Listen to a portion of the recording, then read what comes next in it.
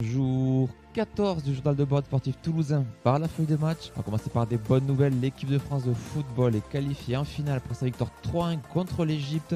Guillaume Rest a pourtant concédé l'ouverture du score avant que les Bleus n'égalisent. Direction la prolongation, la France arrivera à scorer à 2 reprises. Notre pitch est assuré d'avoir une médaille. Rendez-vous samedi 17h contre l'Espagne en finale. Terrible journée pour Boris Neveu en kayak cross. Il remporte pourtant facilement son quart de finale, mais il échoue en demi-finale au tout dernier obstacle alors qu'il était qualifié pour la finale. Terrible désillusion pour lui qui visait la médaille. Il a terminé ensuite 3ème de la petite finale. Il est donc 7ème de ces Jeux Olympiques. En cyclisme sur piste, l'équipe de France de poursuite par équipe de Benjamin Thomas échoue à la 5ème place en qualification.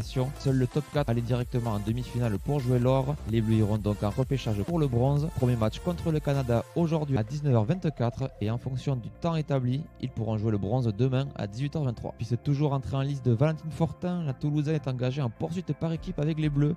Elle débutera les qualifications aujourd'hui à 17h30.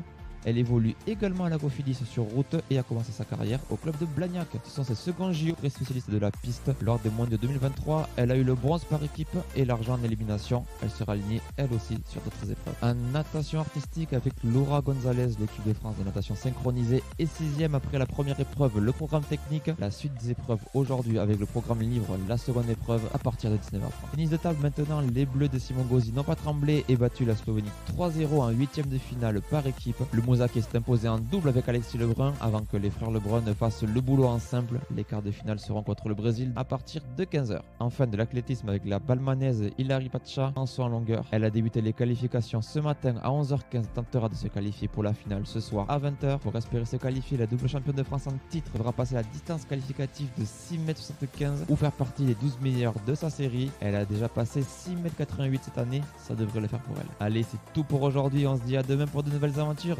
Ciao ciao ciao.